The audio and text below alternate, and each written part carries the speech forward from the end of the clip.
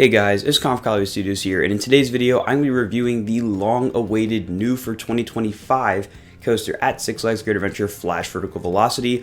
I have currently, as of the time I'm recording this video, had the opportunity to ride this coaster 32 times, technically 30, because 2 of those were rollbacks. I'll get into that a little later. But this is a slam dunk addition for Great Adventure, not even just as a ride, but also the gap in the lineup that it fills. I'm going to go into all of the different details about Flash in this review, like the ride experience, the theming, etc., so you guys know what to expect when going into ride Flash Vertical Velocity.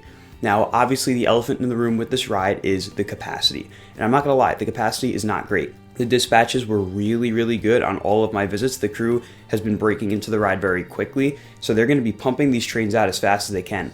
But at the end of the day, it still is just one train with 24 riders per train, so it's not going to move crazy fast, nowhere near as fast as some of the other lines in the park. So I would highly recommend that when you ride this ride, you go there first thing in the morning, because otherwise you are going to have to wait quite a bit to ride this ride.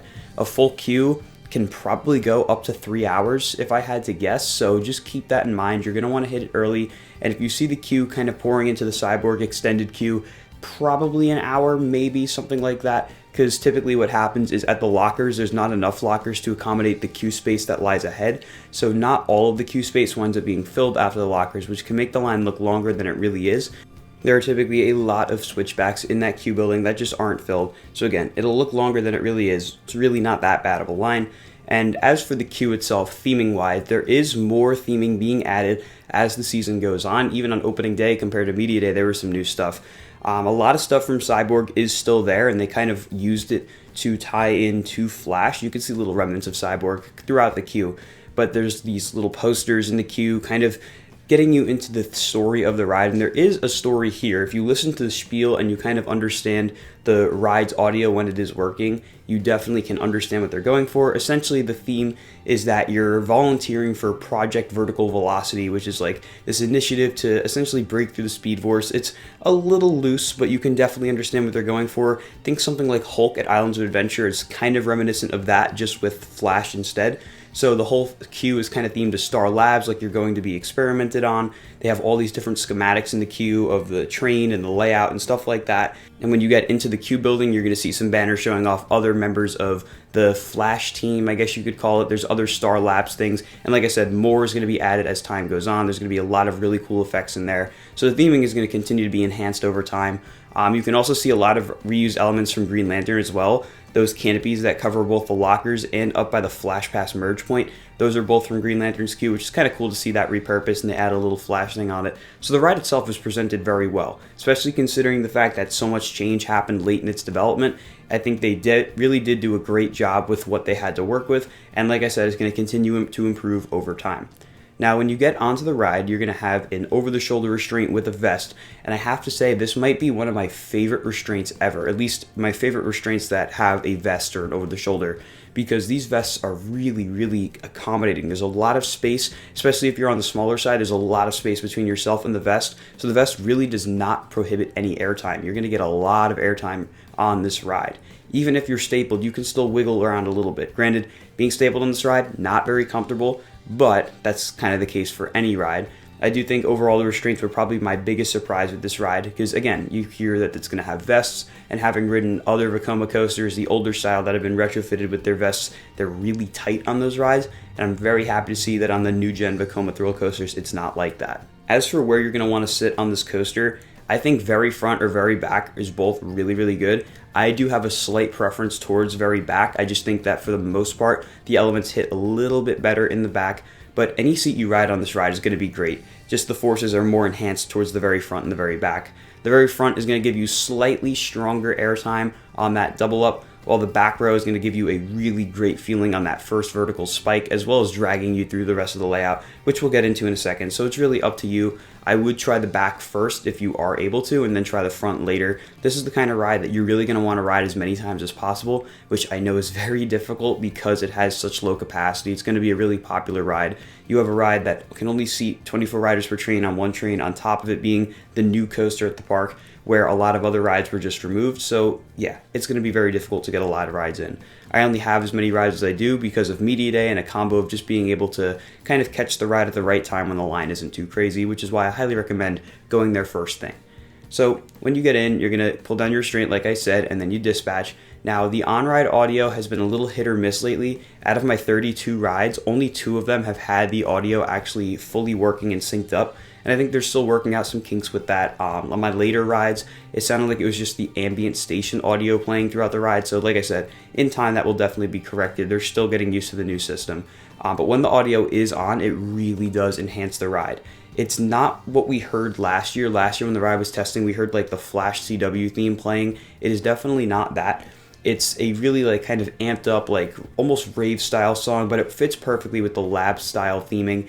And there is a narration throughout the whole ride from the same kind of voice that you hear in the queue, which I think, again, really does enhance the ride experience. You're going to start off with that first launch where you go up the implement a little bit, then you launch backwards and you go up that vertical spike. And what I really like about this vertical spike, specifically in the back row, there's kind of a couple sets of boosts as you're going into it, and the LSMs actually climb ever so slightly up the spike. So because of that, you get this sensation where you're getting pushed forward and pulled up the top of the spike, almost reminiscent of Mr. Freeze, not quite, but it is a really great sensation, and that spike is awesome. You get some really strong positive G's at the base as well.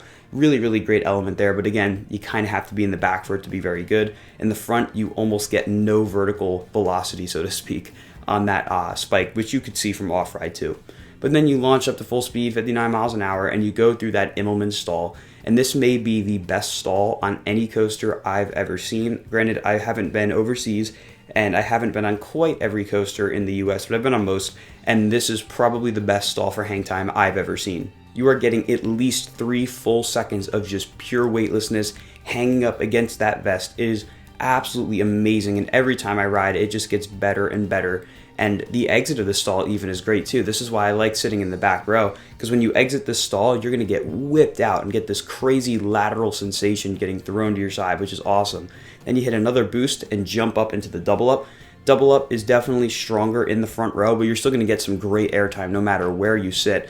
And the back row offers a very different sensation than the front, because in the front, obviously, you're kind of getting popped up over these hills, whereas in the back, you're getting dragged through it, which means for the second half of that double up, when you have that twisting dive down, especially if you're sitting on the right side, you'll notice the right side is just overall a lot more intense on Flash. You get this crazy like lateral whip sensation as you fly down that. It's definitely not my favorite element. I love the first part of the double up. I think the second part of the double up probably is the weakest part of the ride, because if you're not in the very front or the very back, it really doesn't do anything in all honesty. It just kind of provides a nice view of the lake more than anything. But that's all right. All the other elements are really good on the ride. And after you dive down, you're going to hit another boost, go through what we have coined the chiller roll, and this is a great 0G roll. My first few rides, I didn't really think too much of it. I thought it was just fine. But after I rode it more and more, you really get some great laterals on this where you kind of get thrown out to your side, which is a really kind of unexpected force, because you look at it and it doesn't look very whippy or anything. It looks very fluid, but the way it's profiled is just great. And it's really good front or back. You're going to get very different sensations whether you're in the front or the back. I don't know which one I prefer for this particular element of the ride, but it's really cool because you're going through it really fast as you're going up. And then when you go backwards, you go that much slower, which gives you that extra bit of hang time. And of course, this is the moment of the ride where you climb up that second spike, which you're really only going to feel in the front row, and then you go backwards. So then you get to do the whole layout in reverse. And I think the backward section is very different than the forward section, which I didn't expect. I figured it would feel very similar, but the forces are very different. Even the chiller roll feels very different going backwards compared to forwards. And then that turnaround element, if you're in the back row, you get crushed with positive G's as you fly up it and then level out at the top. Everyone was complaining that it looked like it went really slow, but I think if it went faster, the positive G's would probably be too much going backwards, in all honesty. It's very intense as it is. So you get a little bit of pop of floater, really nothing crazy. You're going to get the best airtime on this element going backwards, again, in the front row, because you get that little bit of pull, almost like a back row if you were going forwards. So you get some really strong airtime. Nothing like, El Toro level, obviously, but a really fun pop of airtime, both coming out of the top one and then even better coming out of the bottom one. Then you go through the final boost and hit that Immelman stall backwards, and this is probably one of my favorite moments on the ride. Once again, it's great forwards, but even better backwards. I think this part of the ride in particular is probably a little better in the front row, just because you're going to get extra hang time going backwards, but in the back row, you kind of get whipped into it, because, obviously when you're leaving it going forwards, you get that pull out of it. So when you're going into it, you get that same thing, but in reverse going into it, which is a really, really cool sensation. It feels like you go even slower backwards through this element, which just amplifies that hang time. I can't think of any other coaster where you're getting this kind of hang time going forwards and backwards. It's awesome. But after that stall, you come down, go through the station, and that ends your experience on the flash vertical velocity.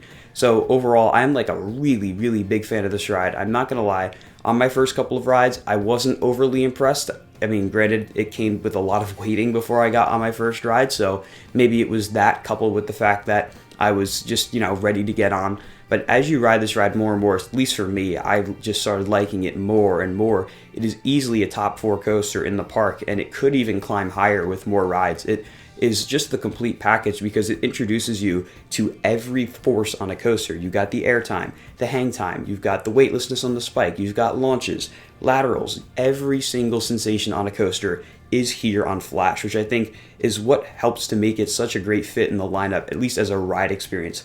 It fills that gap that Chiller left, as well as Rolling Thunder, because Rolling Thunder was a great step-up coaster. And I'm not saying Flash is a family coaster, because it is a thrill coaster, but it is great for kids to kind of get that first introduction to a lot of these forces. And as a Chiller replacement, it is fantastic. It was never really intended to be a Chiller replacement, but the fact that it's located where it is and it has the layout that it does definitely pays homage to Chiller. And I think a lot of people that have ridden it, at least that I've spoken to, that have ridden both Chiller and Flash, they prefer Flash. I don't know that I could say Flash is better than Mr. Freeze, but Flash seems to be a really worthy spiritual successor to Chiller, which I think is a great thing about this ride that probably wasn't even intended when it was built. Now, I did mention earlier that 2 of my rides were rollbacks, and that's because I did get rollbacks. So the way this ride works, obviously it has a lot of booster sections, and if the ride system ever detects there's an error, whatever that case may be, obviously it's nothing unsafe.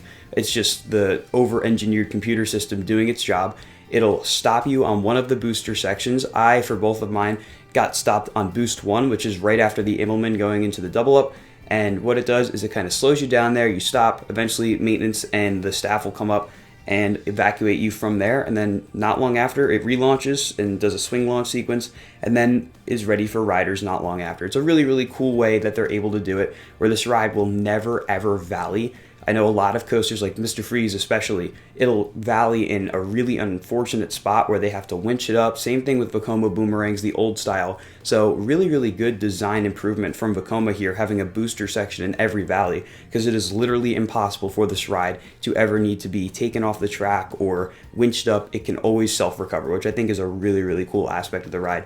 Not necessarily, crazy for the general public, but for nerds like me, I think it's really cool. But that's going to about do it for this review of Flash Vertical Velocity. This is a really cool coaster for me because obviously if you guys have been following the channel, I have followed this ride since the first piece of dirt was moved all the way to when it finally opened, and it has been a really, really cool thing to see. I followed Jersey Devil construction very closely as well, but nowhere near as closely as I did for Flash. So I want to thank you all for joining me on the journey as we watched Great Adventure's new Super Boomerang coaster come to life, and quite frankly, it wound up being better than I expected it to be, and I hope you all get to enjoy it as well. Let me know down in the comments if you've ridden Flash, if you enjoyed it, all that fun stuff. Of course, if you guys enjoyed the video, be sure to like and subscribe, and I'll see you all in the next video.